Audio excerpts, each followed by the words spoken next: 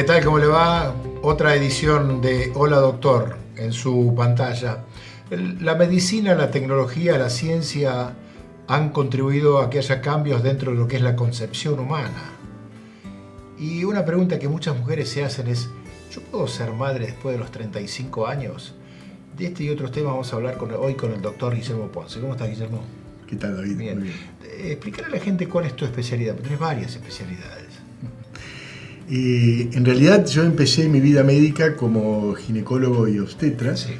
y desde hace ya casi 30 años solo me incliné para dos ramas, que es la medicina reproductiva por un lado, es decir, todos los trastornos de fertilidad y reproducción asistida, y continué con la cirugía y sobre todo con la cirugía endoscópica, Ajá.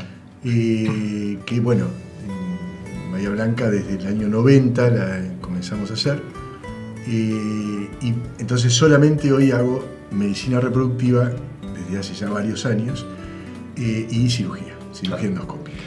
Medicina reproductiva que ha ido evolucionando con el paso del tiempo. Yo me imagino, si bien no sos una persona muy grande, los primeros pasos a la actualidad, ¿cuánto habrá cambiado en todo esto, no? Absolutamente. A mí me tocó cuando yo estaba en la residencia, justo en el Hospital de Clínicas era un lugar donde se hacía bastante fertilidad de punta. Claro. Pero aquella fertilidad era justo cuando yo estaba haciendo la residencia, era justo el comienzo de la reproducción asistida. Claro. Por lo tanto, por lo menos en el país, o sea, en el 78 fue el primer caso de reproducción asistida, nacimiento de Louis Brown en Inglaterra. ¿Era la que le decían in vitro? Exactamente. Ah, correcto. Exactamente. El primer nacimiento por fertilización in vitro fue el de Louis Brown en Inglaterra, con Steptoe y Edwards, premio Nobel Edwards. Y luego en la Argentina, en el año 82-83, fue el primer nacimiento de reproducción asistida. Justo ahí yo estaba en la residencia, claro. Y eran los comienzos. Esa medicina reproductiva con la de hoy, claro. El avance ha sido Sí. igual que la cirugía, la vertiginosidad del cambio de la cirugía convencional a la cirugía endoscópica en estos últimos, del año 90 para aquí, digamos, fue realmente vertiginoso. ¿Y cuáles son los aspectos principales en los que ha ido cambiando, ha ido evolucionando, no? Sí, claro. Yo diría en todos los aspectos. Todos. O sea, antes era muy complicado estudiar los pacientes que tenían problemas de fertilidad, hoy es muy simple. Los tratamientos de fertilidad hoy son sumamente eficientes comparado a los de hace 20, 30 años atrás. Y también el acceso de los pacientes, dado que la Seguridad Social hoy cubre la mayoría de la Seguridad Social, cubre los tratamientos de reproducción asistida de baja y de alta complejidad. Bueno, por supuesto, Marcelo Feliu fue el impulsor de la ley, y gracias a él, el acceso de los pacientes a toda la tecnología en reproducción es realmente muy favorable, ¿no? Claro. ¿Cómo llega el paciente al consultorio? Es decir, llega el paciente, llega la paciente, llega la pareja. ¿Qué es lo que le pasa a esa pareja? ¿Ven como que intentan, pero de pronto ven que no tienen resultados? Bueno, ¿O hay varias facetas? Es una pregunta interesante, porque justamente ese es uno de los cambios, el cambio cultural. También no solamente cambió la medicina, sino que también cambió la cultura. Por ejemplo, hace 20 años atrás, la infertilidad masculina era un motivo de tabú, digamos, es decir, los hombres relacionaban, se relacionaba la infertilidad con una cierta incapacidad sexual o algo así, cuando en realidad no tiene absolutamente nada que ver. Pero el hombre que tenía que venir al consultorio, hoy generalmente viene la pareja, es muy raro que vengan los hombres, salvo los que están solos realmente, salvo que eso es otro cambio cultural, que hoy mujeres solas vienen a la consulta para lograr embarazo solas, sin pareja, que por supuesto está contemplado en la ley. Entonces hoy es muy difícil que una pareja venga sola, la mujer, digamos. Hoy el hombre se sienta con total tranquilidad a consultar. Claro. junto a su esposa como pareja, digamos. Y ese es el planteo, sí, doctor, estamos intentando, pero desde hace un tiempo, pero mi mujer no queda embarazada. ¿Cuál es el planteo? La pregunta generalmente que suele hacerse. En general, primero la pareja o la mujer, digamos, consulta con su ginecólogo de cabecera. Correcto. Se define infertilidad a la búsqueda de embarazo durante un año sin lograrlo. Un año. Claro, porque la tasa de embarazo por ciclo en la población general es del 20%. Es decir, de cada 100 parejas que buscan embarazo en la ciudad de Blanca en el mes de mayo, se van a embarazar solo 20. Ajá. De esas 100, hay entre 15, 18 o 20% que tienen algún problema de fertilidad de distinta cuantía, pero el resto son normales. Sin embargo, de esos 80-85% normales, solo se embarazan 20. Ajá. Por lo tanto, estadísticamente debe pasar un año de buscar embarazo y no lograrlo, salvo, y esto es una aclaración muy importante, en los pacientes que tienen 35 años o más. Que de eso vamos a hablar, nos interesa mucho. ¿Y cuáles son las razones principales por las cuales, entre comillas, son normales, pero no hay embarazo? Bueno, la reproducción en el ser humano es bastante difícil, como es la tasa de embarazo. A medida que descendemos en las especies, la fertilidad es mucho más fácil. Pero en el ser humano es compleja, que digamos, se tienen que dar una serie de mecanismos muy complejos para que un ser humano logre el embarazo. Por eso esa tasa que acabo de dar, que es bastante clara al respecto, ¿no? Que está marcando. Entonces, repito, aún una pareja normal solo tiene 20% de posibilidades de embarazarse por ciclo. Por ciclo. Uno pareciera que es más, ¿no? Claro. Pero no lo es, eso es la estadística. Pero no es así. Esa estadística va variando según la población. Las poblaciones que tienen más compromiso, por ejemplo, sociocultural más bajo, la tasa es más baja. Y también los más altos también por otro tipo de motivos, digamos. Pero esa tasa varía de acuerdo. La tasa en general es del 20% en todo el mundo. Vos hablaste hoy de pasado, un tema que tratamos con Graciela Galeana, que es de alguna manera la infertilidad masculina, porque sí, como que antes siempre se le echaban todas las culpas a la mujer no está embarazada, la mujer no queda embarazada, y bien decías vos que el hombre tiene su cuota de responsabilidad, ¿no? No es nada más que poner la semillita. Aproximadamente el 40% de los problemas son de origen masculino. 40%. Aproximadamente, hay mixtos por supuesto, pero el 40% es de origen masculino. Ajá. Del resto, otro 40% es de la mujer y el resto son... factores combinados, digamos. Combinados, ajá. ¿Y por qué una mujer no puede quedar embarazada? ¿Cuáles son los factores más influyentes en eso?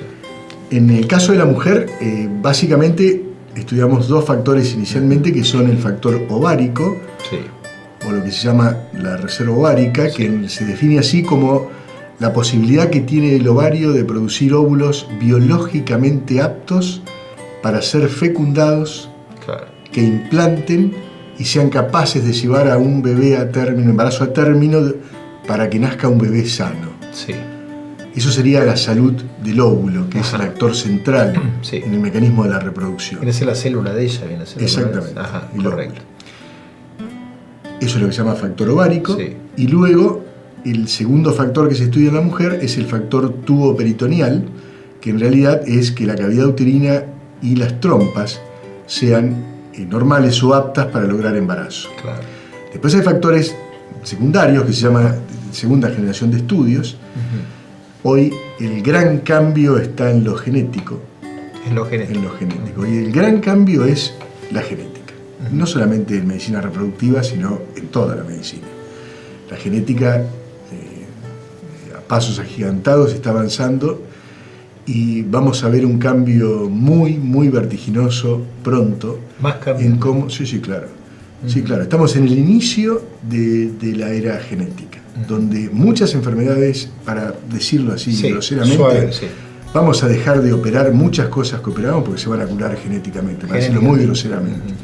Pero muchas enfermedades de todas las especialidades médicas van a pasar por resolución, por diagnóstico y por resolución genética, haciendo cabo de genes y demás, como cambiar el genoma para que las enfermedades, detectarlas precozmente, detectar el riesgo y luego también en muchos casos, curarlas o mejorar su... Eso de alguna manera son los avances que se están viniendo. O sea, los que están tan lejos o están, de alguna manera, están un poco más cerca de lo que pensábamos. La verdad que a mí me asombra porque cada vez estamos mucho más cerca. Es asombroso todo lo que pasa hoy, ¿no? Por ejemplo, en este momento nosotros podemos saber en reproducción asistida cómo es el genoma del embrión que vamos a transferir. Ajá. Para eso, hoy, hay que hacer una biopsia del embrión, que se llama en inglés PGS o PGD, de acuerdo a lo que corresponde, que es diagnóstico genético preimplantacional o screening genético preimplantacional.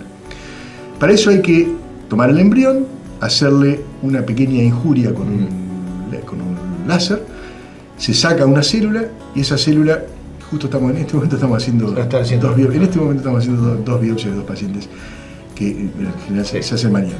Entonces, se saca la célula, esa célula viaja mañana en este caso, con la biopsia se llama mañana, viaja mañana a la noche a Estados Unidos, en el vuelo de American Airlines mañana a la noche, y vuelve ya el jueves a las 12 del mediodía. Nosotros tenemos el resultado de cuál embrión es sano y cuál embrión es aneuploide o tiene problemas genéticos. ¿Me permite hacer una pausa? Y seguimos charlando, está interesantísimo el tema. Estamos hablando con el doctor Guillermo Ponce, uno de los directores de Ameris, acerca de cómo han cambiado las cuestiones de fertilidad. Hacemos la pausa.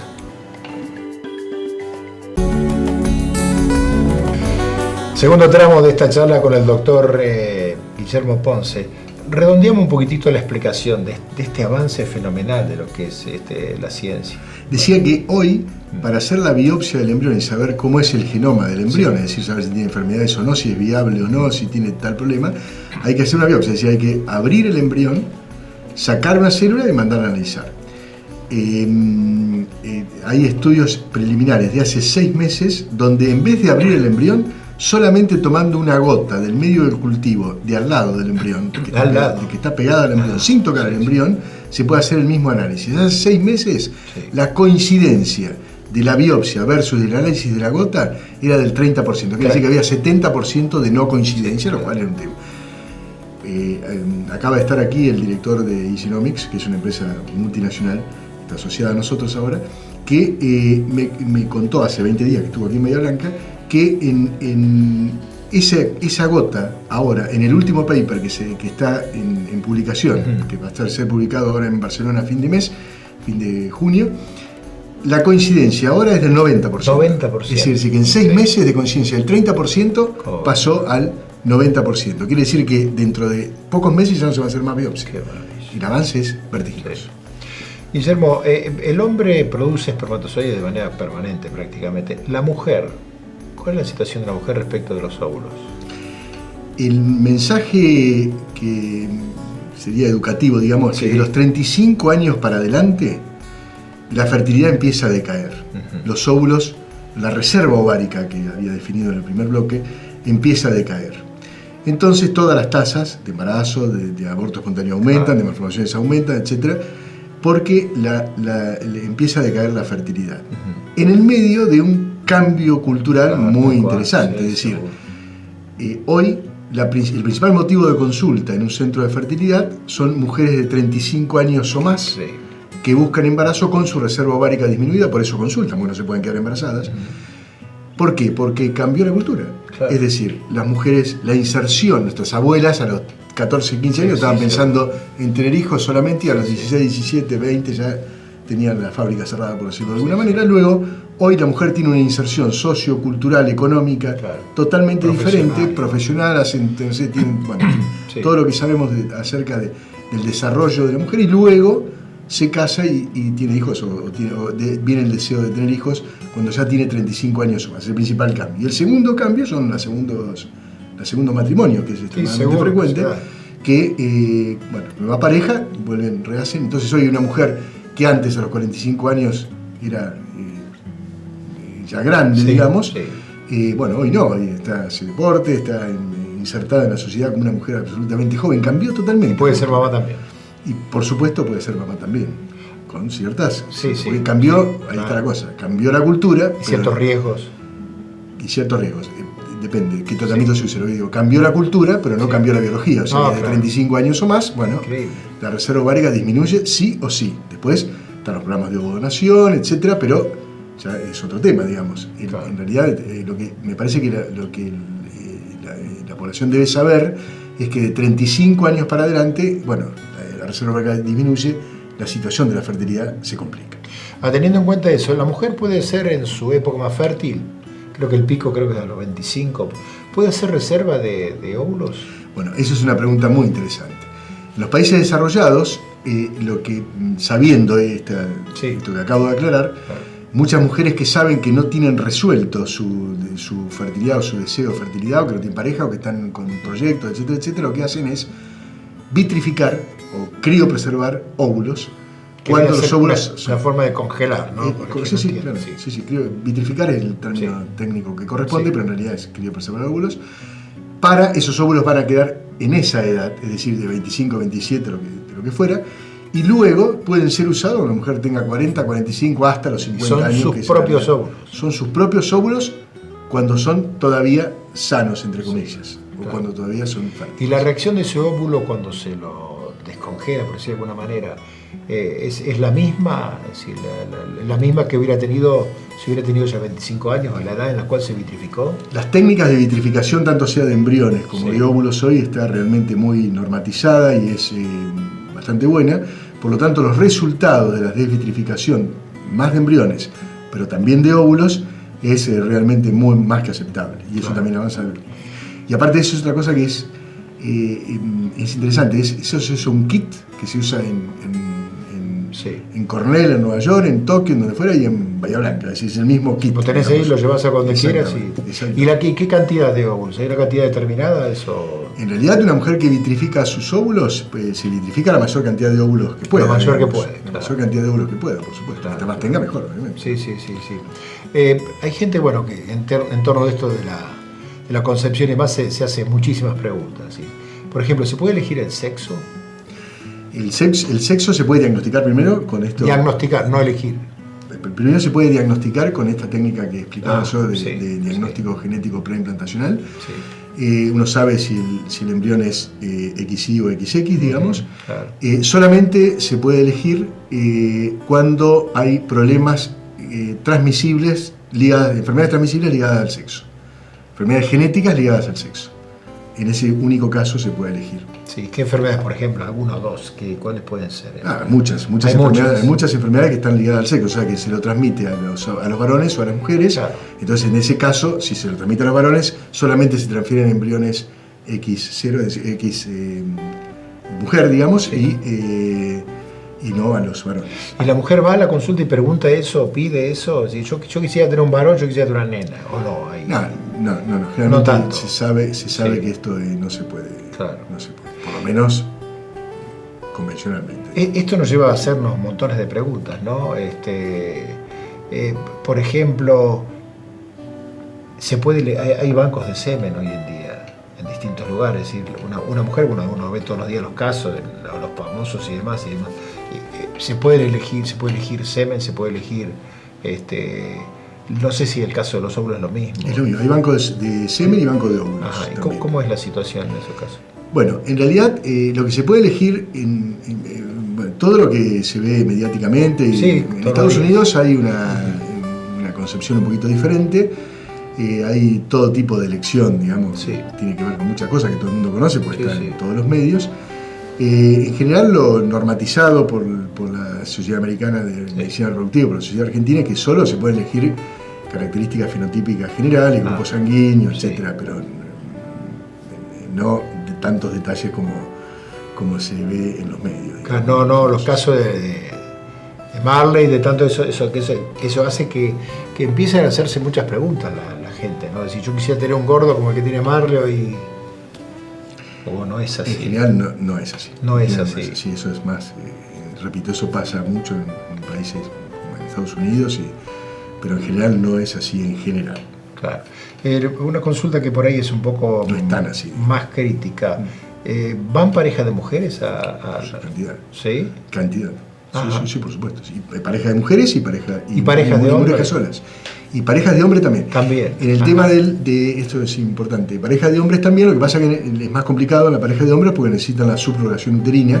Claro. Que la subrogación uterina no está, prohibida por ley. No está legislada, pero no está prohibida por ley. Lo que no está prohibido está permitido, pero el trámite legal ya es un poquito más complejo, pero o sea, se puede, ¿cómo se dice?